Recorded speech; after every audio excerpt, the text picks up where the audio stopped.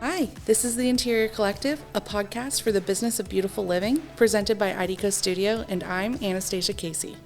Today's episode topic is about an unconventional business model rooted in authenticity.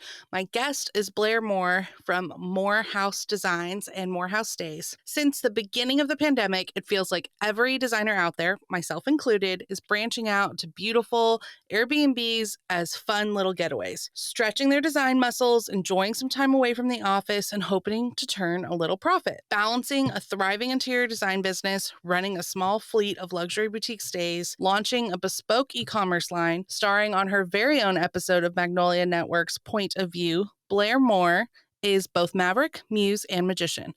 I met today's guest at our very first session of design camp, and she immediately took my breath away. She's mastered the art of a family business and unpretentious luxury. Meet Blair Moore, CEO and principal of Moore House Design and co-founder of Moore House Stays. Blair comes to her projects with an out-of-the-box creativity, staying true to the original character of a space. Moore House is a family effort with a full-service design studio, as well as a collection of curated guest stays in the New England area. Their spaces are heavy on architectural charm, moody tones, and timeless finishes. Their passion of sustainability is at the center of their process as they restore forgotten homes to their former glory with organic elements and repurposed pieces of history. Blair went to business school in Australia, where she grew up, studying marketing and advertising. But she went on to earn a fashion degree from Parsons in New York City, a sharp contrast to growing up on a cattle ranch. While working in Italy at top fashion houses after graduation, she began developing Moore House and Moore House Design during her time off, if you can even consider it time off, officially launching Moore House in 2017. Blair splits her time between New York and Rhode Island with her fiance and pup Otis. Welcome, Blair. I'm so excited to have you. I have not actually had any FaceTime with you since we were together in Austin for design camp 3 years ago. It was definitely a pre-COVID design camp. It was like right at the precipice of COVID. I think it was like the month before COVID started in like February. I think you're right. I think I've been living off that moment of us all being together for like what feels like forever. Well, it's just so sweet. My heart is so full. Y'all, your group still travels together. You were all just at Round Top. I know you do market together.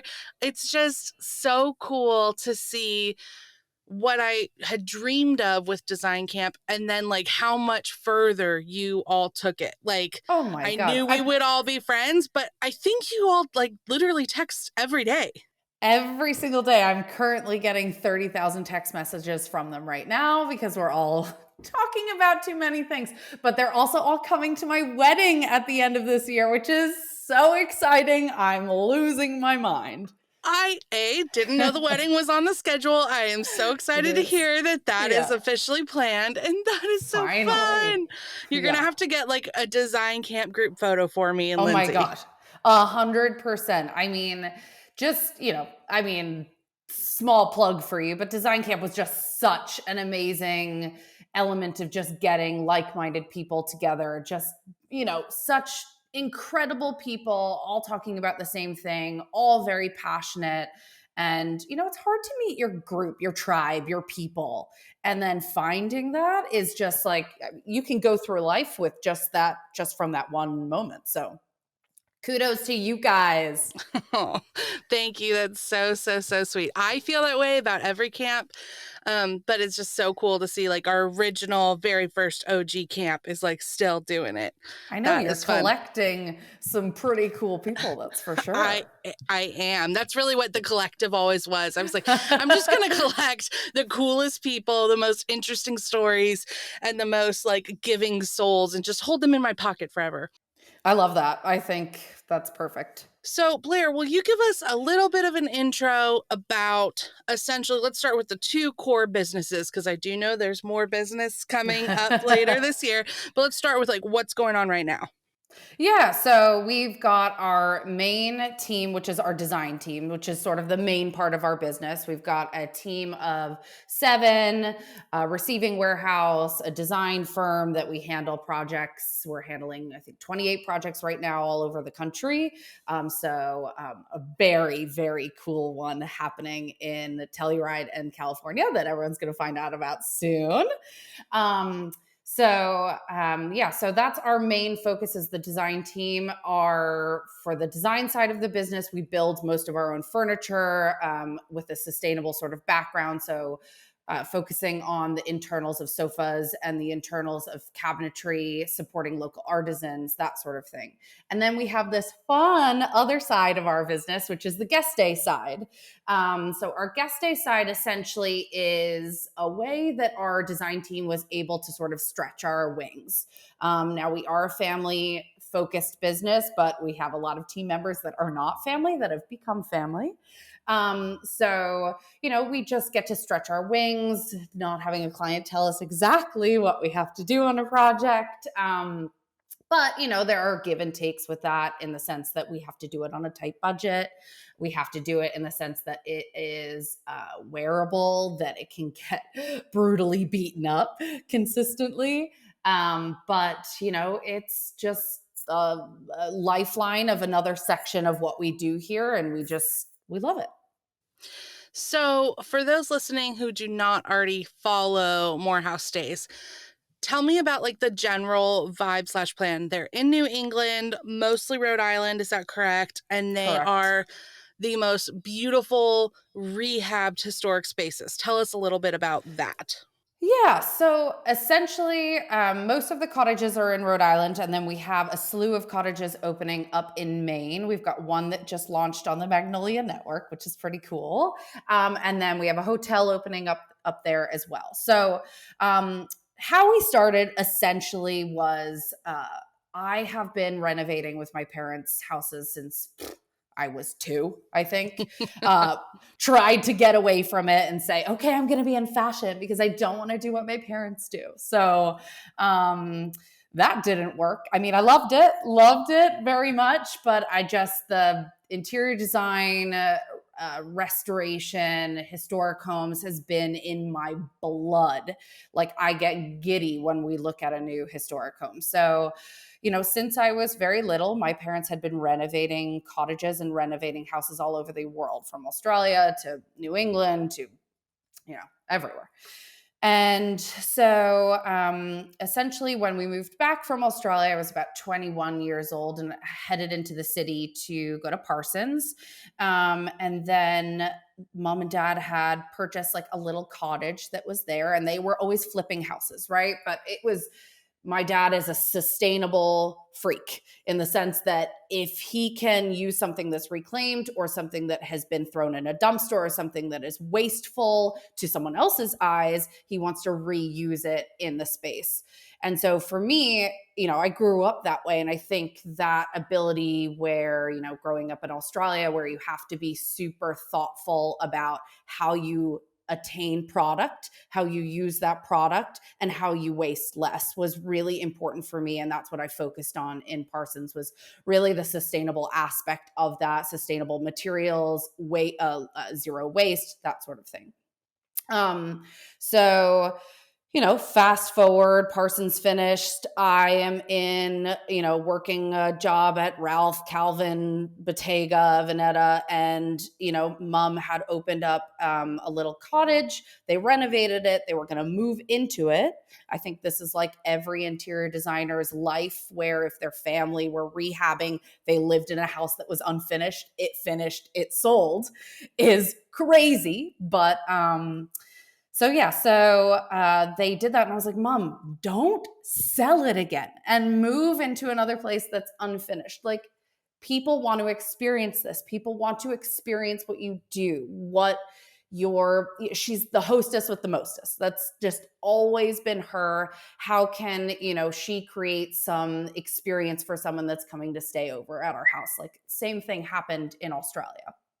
Um, So, I was working at Ralph at that point of time, and I started working on the side at being like, okay, well, how can we utilize this? How can we procure more properties, make it profitable, extend that into, I knew design was the direction that I was going, but how can I also help her in the sense that she doesn't have to sell a house and, just move on, right? A piece of you leaves with that house every time you sell it.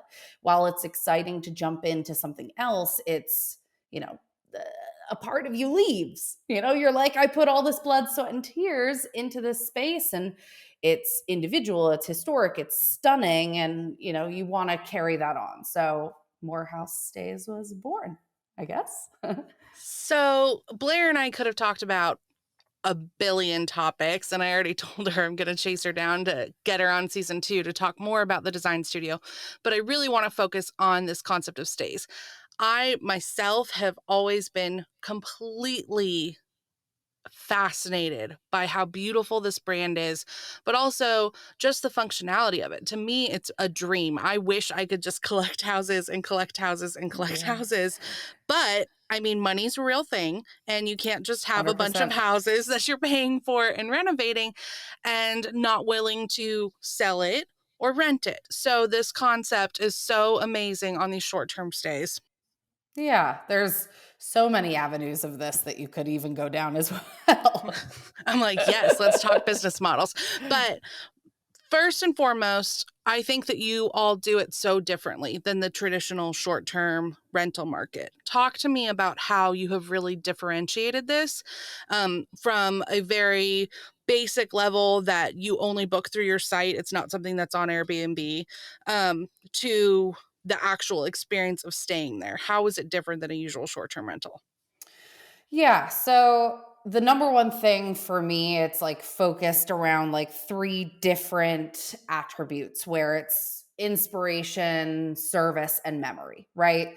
So the core principle of Morehouse Stays is really okay, what is the inspiration that I'm getting as a client or as a guest when they're walking into that house? What is that inspiration that our design team can give them? What is then the service that it makes it feel like a family is looking after them?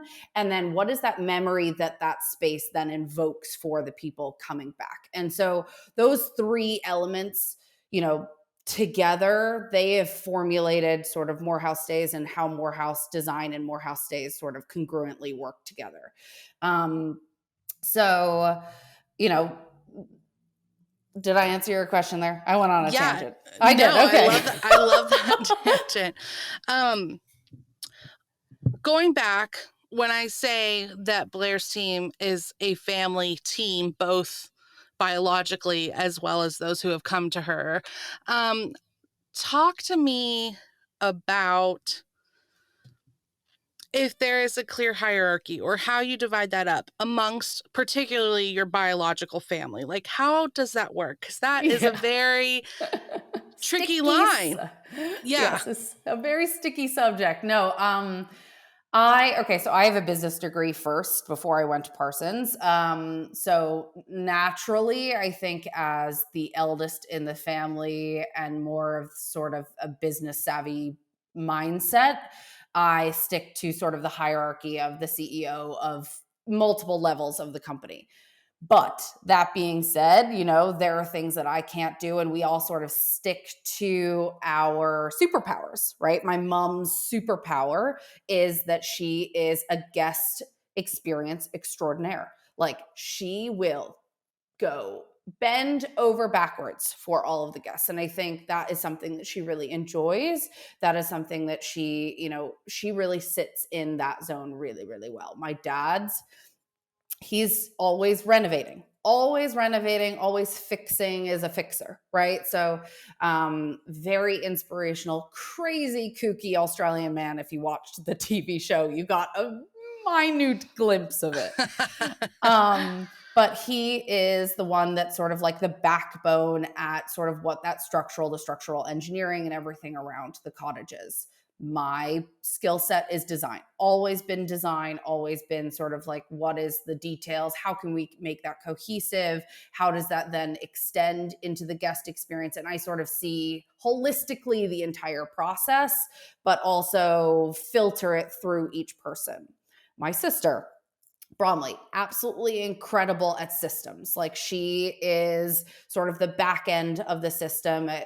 She sees the design, she sees the system, she sees, the marketing aspects, she sees, the execution, the back end, all of that. So that's really her wheelhouse that she sits in. And my brother's still younger. He's going to architecture schools, but he likes to help in and out when he's up from SCAD.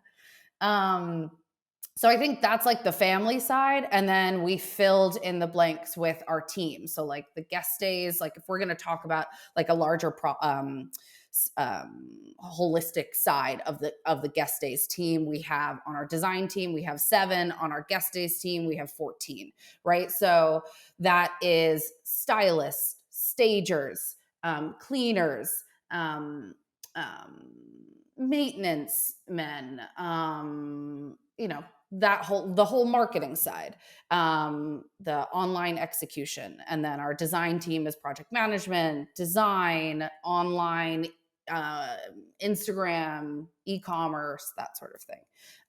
So I think we all sort of work together, but there's definitely a hierarchy in what everyone's, zone of genius is, and let them sit in that zone of genius. So I think the question that a lot of people are wondering is like, how does one, I can wrap my head around buying one property, but then it's like, how do you go into buying multiple properties? Did you all take on investors? Do the rentals completely cover and then some, and that's how you can buy others? Can you talk to us a little bit about the financial structure of what it takes to really go from your first to a few, and then in your case to a few handfuls? So, we are not the type of people that grew up with a ton of money. We just, all worked our way up and worked and saved our little pennies. So I think that is just something from the get-go. We weren't handed a, savings account. We built it. So, and we have built everything pretty much on the backbone of profit. So we've not really taken any investors or anything like that on, nor do I think we ever will. There's enough problems within the family to run things. Adding another investor in, I think, will just be too much for them to handle. So that being said, the design team is definitely our bread and butter. Like, our largest margins, our largest profit share is the design team. The guest stays team absolutely does run a profit. And then you just have to structure it in a way that, you're purchasing properties that are not $1 million a property. You're purchasing properties that are in upcoming neighborhoods, somewhere that my dad has the greatest eye at. What is he, 60 something now? He has never been wrong and never not turned a profit, like a large profit on a property. So I think that having him in our wheelhouse, is, his stroke of genius is that. But they were purchasing properties for $130,000 and then pouring their time, their energy, and their labor into it, that luckily now are worth, far more than that. But I think you just have to have a strong mindset on, okay, here's a neighboring property that maybe is up and coming, looking at areas that it's the worst house on the street, that sort of thing. Real estate market really, lends itself into that. But in today's, wheelhouse, where we're all looking at a starter home at like $1 million for a starter home, it's insane. So it's a little bit more difficult. But there are still those areas that are diamonds in the rough. And I think for us, that's where we started, and where we've always sat is, where is that diamond in the rough? Where is that next place? Like, Maine is absolutely blowing up right now, and it's still affordable, but only for a certain period of time. When Quinn and I were looking for a property, I was obsessed with Maine. Haven't even been to Maine. And I was like, this is where we Yeah. need to go. Maine and Vermont. I was like, Yeah. this is where we're going to go find something historic and renovate. And Quinn was just like, right, but like, how often are we actually going to be able to use it? He's like, I looked it up and it was going to be 9.5 hours of travel time because you can't fly into that part of Maine. And so I am like so all about like, let's buy property in Maine. I think that that's amazing. It is a location that is so fantastic, and it's just so rustic and rural still, and that element of having something that is natural and untouched is just wonderful. One of the first impressions prospective clients have of your brand is your website. If you don't have a strong online presence to show off your work, though, you're losing out on potential clients. IDECO Studio offers a selection of limited edition website templates designed specifically for interior designers just like you. If you're looking for a more hands-off experience, you can add on implementation and professional copywriting, and we'll have your new website up and running within a few short weeks. Visit ideco.studio to choose your favorite before it sells out. So you told us about that the design studio has a higher profit margin or is bringing in more profit than the properties. When it comes to the stays themselves, those cottages, I think you alluded to it earlier, but in my mind, I think designers go into things and they're like, okay, this is a 5-year plan. We're going to renovate it. We'll rent it out for a few years. And then at some point we sell it because we Mhm. need to get that money back out. And Mhm. from my years of following you, selling it doesn't quite seem to be in the plan. Am I wrong, or do you plan to flip those at any point, or they'll just keep expanding? It depends on what new thing we find. So, for us, the backbone has been about restoring properties that are historic. So, people that are demolishing these absolutely stunning properties and building a brand new build that is, you're using cheaper materials, you're, doing it on using a design build firm that may not have the amount of years experience to make that house last for 100 years, 200 years. That's what we want to stop. We are trying to save these properties, and that's how we started, right? So flipping it and selling it has never really been a part of the process because we're trying to keep these houses useful, these houses used, people in there using them, having the experiences in them, and not having someone just decimate it, demolish it, build a modern farmhouse that should be illegal right now. That's where our core values are. That being said, if the ability to start up these rental properties and have them profitable so that if someone wants to purchase an already profitable rental home, we can absolutely execute that for them and sell the property to them if that's what they're wanting to do. We have sold one in the past because there was an antique property that was destined for demolish, and we were just like, absolutely not, sold this one quite quickly and then turned over and saved the new property that we're working on. So I think that is our core value, that is our backbone. But that being said, we can absolutely sell it. And I think if someone is looking to buy something as a 5-year plan, renovate it, use it for their experience, but also get that resale value out of it, absolutely. Just make sure that you're pitching it and you're marketing it in the correct wheelhouse, that you're marketing it to someone that sees the added value of, you are turning a profit of $30,000 to $200,000 based on where you are. Yeah, absolutely. Thank you for sharing that. That's super helpful insight because I think, especially during the pandemic, obviously we are in a booming industry. People had maybe not more time as interior designers, but they had more flexibility than usual. And it's been a good 2 years in our industry, despite the havoc it's weared on other industries. And so I just think the concept of these additional properties and flipping things is so um, centered right now, and people really feel it in their hearts is like a big dream, and this could be the chance that they have, especially as real estate just keeps going up and up. It's like kind of Yep. now or never. Yeah. In your experience, how many seasons does it take for a property to become profitable?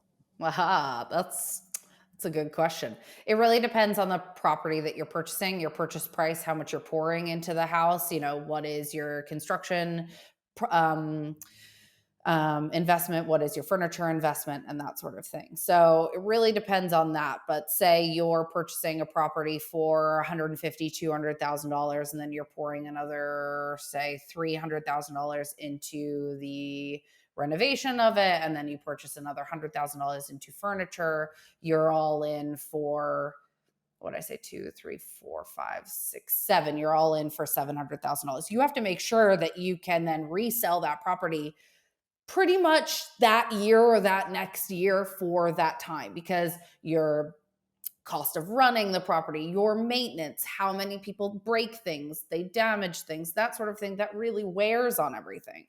And then remember, when you're going to sell it, you need to do a refresh anyway, have new paint every year, you need to repaint, that sort of thing. So, we like to think that you have to sort of like be even within that first year. But if it takes it to the second year, then that's fine. It's just, you got to buy right. You got to buy right. You got to invest wisely. You have to not overextend yourself and over leverage yourself, because this industry that we're in right now is not always going to be this way.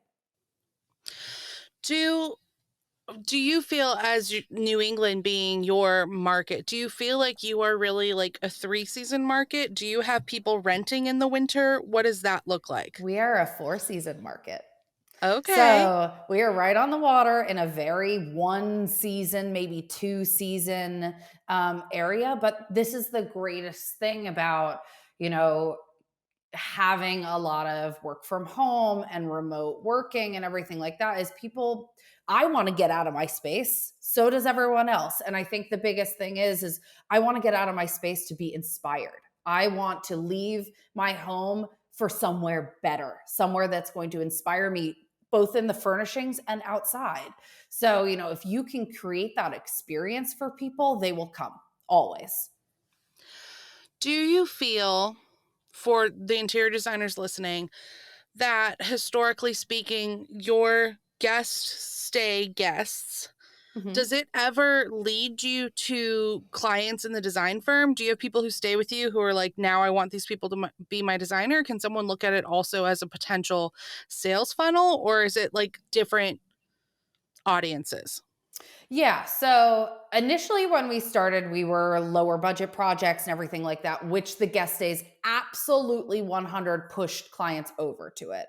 We do have maybe one project in the past, I don't know, 4 or 5 years, that was a very large scale project in DC that has come over from the cottages, but not really. Our design firm is a luxury design firm. So, sort of what we're doing for clients is at a much higher execution level than what we're doing for the cottages. The cottages are a way for us to stretch our design wings, try new, elements of design, try something wacky and kooky that we could not be able to do in a guest, in someone else's home, but it's our trial and error space.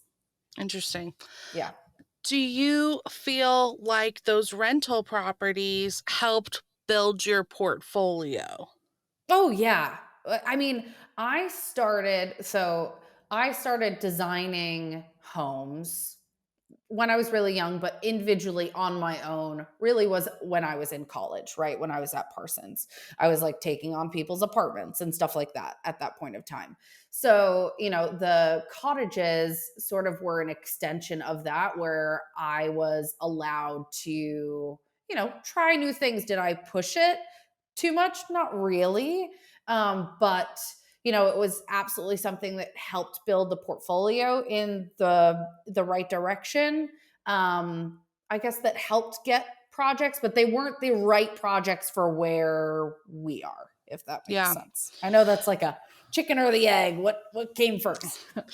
Knowing that, do you see any point in your future where there could be an arm or a branch of Morehouse that does specialize in helping people looking for properties more like your stays, more on those budgets, or is you guys are doing bigger, grander, more complete projects, and an arm of that feels possibly like a step backwards?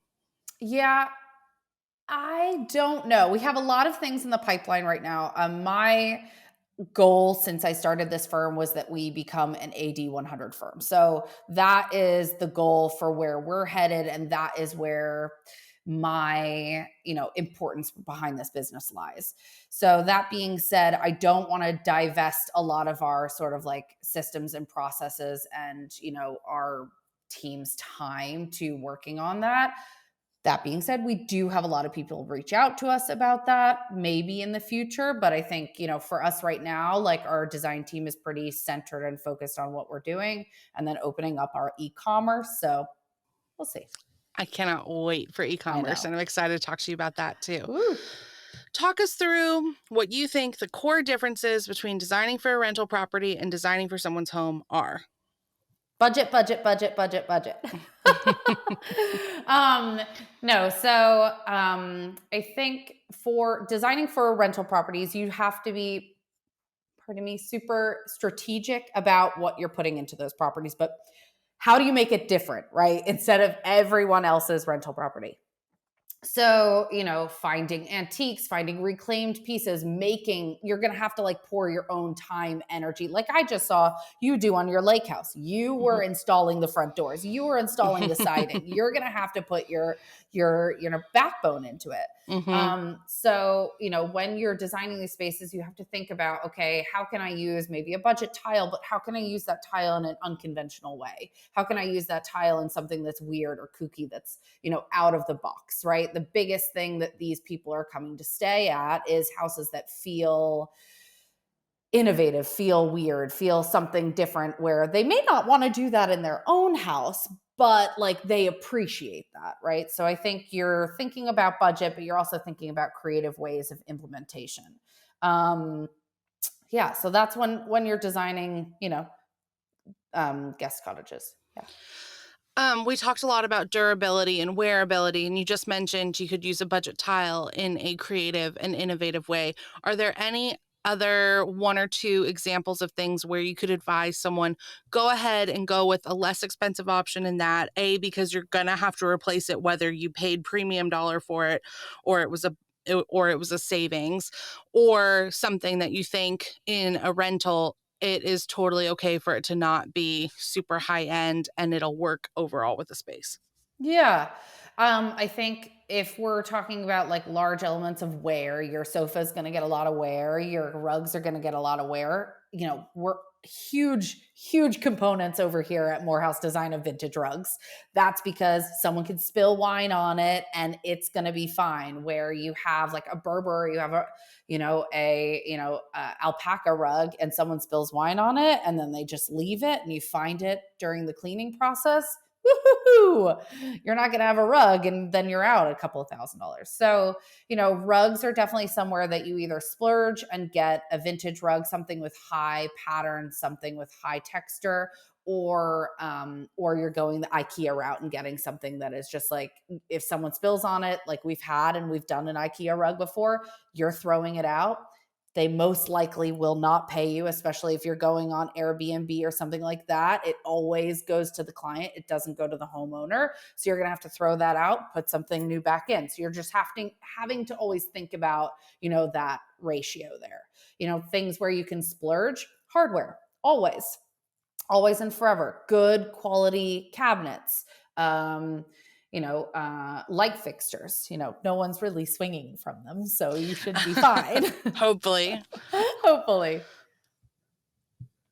What would you say are materials, specific materials, finishes, or space plans that you would advise everyone to have on their must have list that someone who maybe hasn't designed for guest stays before need to make sure and include in their design plan?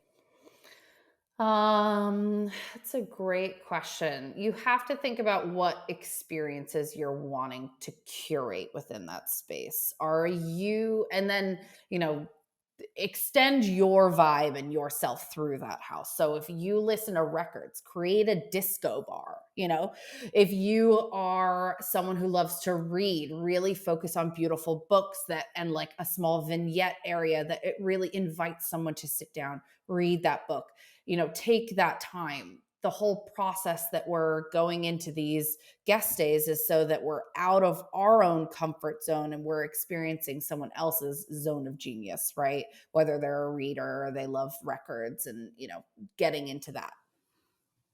How concerned are Mhm. you when you're considering pricing, like Mhm. your nightly price with what the direct market is? I know a lot of designers are like, our place is so much cuter than the Airbnb down the street, like it doesn't even compare.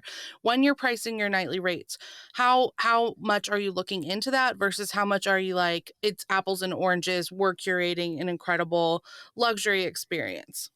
You have to start somewhere. So, when you're first starting, you have to get people in the door. You have to get people writing reviews. You have to get that experience. People want to know, like, we have so many 5-star reviews that are not just based on the house, but are based on the experience. If there is something that goes wrong with the toilet, my mom is there at 12:30 at night. Like, and that is what creates those 5 stars. You need that from the get-go. So if you have to price yourself accordingly, then price yourself accordingly. You will absolutely get to the stage where you will set your own prices if you get those level of 5-star reviews. We've been doing this now for what, 7 years, 8 years.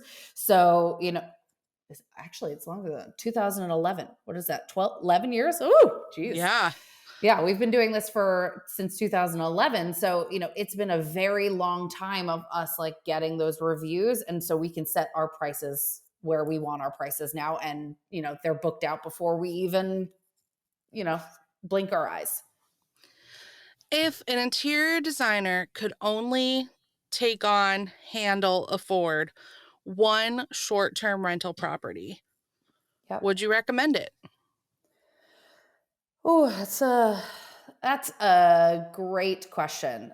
Half of me would say absolutely spread your design wings, get involved, get excited. Hosting people can be the best experience and fulfilling feeling ever. And then the other half of me says run for the hills, because if you have already a busy design studio and you are a busy person, do it with a management company so that you're not that person that has to be called in at all hours of the night or fix the TV even though you've got very clear instructions for the TV. It doesn't matter. People want that hand touch nature. Doesn't matter if you have everything executable online, it's digital. You are going to get people then in their 60s and 70s that don't care that you've got everything there, that want that feeling, and they're going to write a 1-star review if you're not there.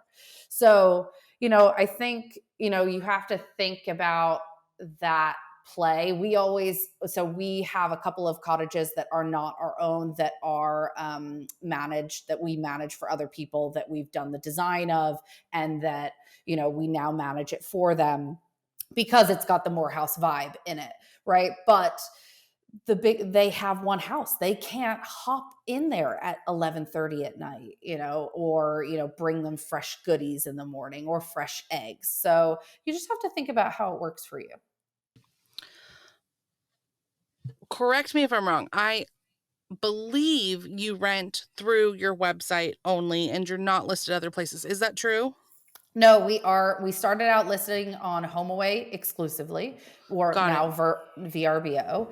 And then we moved to Airbnb, and then we moved to our own website 2, 3 years ago. We pretty much exclusively book on our own website now, but we do have it available on Airbnb and HomeAway. We're just very picky about those that we choose from those networks, just because the clientele on Airbnb is worse than the clientele that is on HomeAway, and Airbnb will side with the consumer over the, we got called by guests once that someone, even though no parties are allowed, had a rager party. 50 people were there. The cops were called, and the homeowners then went to the town and tried to file everything against us in doing so, which was a whole legal battle and a whole process. And do you need that? No, you don't. So, we exclusively pretty much vet our people that are staying in our cottages. And it takes time, it takes energy, but it's well worth it. Can you walk us through that process real quick, Blair? When someone goes to your website and they want to purchase, what is that gate that you have to Yeah. then vet them? Do they go ahead and pay you first, then you vet them, and if they're not a fit, you return the money to them, or how do you make that sequence work? Yeah. So if you go onto the website, our software that we use through Squarespace is Logify. So Logify is our software that we go through there. And then we have a system of things that you have to fill out. You have to sign a contract and everything like that. And then usually mom will probably give them a call and be like, hey, how are you? Chat, blah, blah, blah, blah. Find out how we can help you, what experiences we can do for you. And then, if she thinks it's a bad fit, she'll, say, sorry, I don't think this is the right fit, because a lot of people will not read the fine print of that there are no dogs, or a lot of our cottages don't take children under the age of 11. Yeah. So I know you've talked a lot about how your mom is the queen of experiences, and I know that booking with you, there are a lot of add-on options for customizing your stay and making it just feel really, really special. Do you have one or two most popular package add-ons that you provide to people that you can recommend other people explore? Yes. So mom was a baker back in her day before she did this. So baked goods are kind of her wheelhouse. And then we have a lot of amazing bakeries around where we are. So, our breakfast baskets are usually our most popular. Our beach picnic is pretty popular. People will also we'll set up a whole polo extravaganza where we take a lot of our vintage furniture and set it up at the polo fields for them. And then they'll go and have this lunch at the polo and they don't have to wait in the lines. It's fun. Yeah. And then our chef's nights are always fun because, they're layered with florals and details. And it's really about the experience, about the food, about the, that memory that we're creating for them is definitely very popular. Blair, while you have been in the spotlight a lot lately for your stunning interior design studio, the Morehouse Stays branch of the business has always fascinated me. Thank you for being so candid with your experience. We'll have Blair back in season 2 of the Interior Collective to dive into authenticity and design as she launches her e-commerce collection. In the meantime, you can book a stay at Morehouse by visiting morehousefamily.com and inquire to work together at morehousedesign.com. We'll link Blair's episode of Magnolia Network's Point of View in the show notes, along with our recent interview with Blair on our blog, The Identity Collective. Thank you so much for making the time to chat with us. I know you are extremely busy, Blair. It's been such a pleasure to hear more about your brilliant business growth, and I can't wait to come stay at Morehouse and finally see New England in the fall. Oh, the fall. Woohoo! Well, we can't wait to welcome you. Thank you so much for your time. I can't wait to chat more about e-commerce and get all the details as to how unique and bespoke that experience is going to be. Thank you so much, and we'll chat soon. Thanks, Das. Bye. If you weren't able to write down everything you heard today, you can find all the links, projects, and images we referenced and other details from this episode of the Interior Collective on our website at idco.studio/podcast. Be sure to follow along on Instagram and subscribe to our newsletter to stay up to date on what we're talking about next week. If you love our podcast, please leave us a review. If you have questions or topics you'd like to hear next, go ahead and email me at hi@theinterior.co. Again, that is hi@theinterior.co.